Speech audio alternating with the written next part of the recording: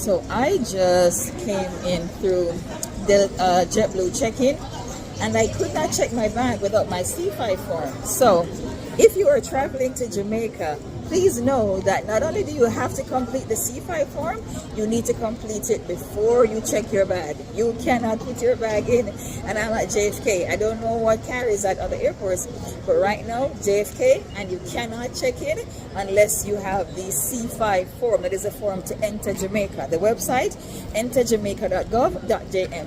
enterjamaica.gov.jm. Complete your C5 form before you get to the airport.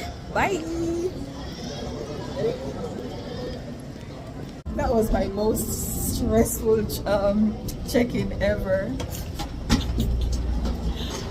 Oh my god. That was so stressful because they have to bring out the C5 form and some people don't have it and the line is jammed.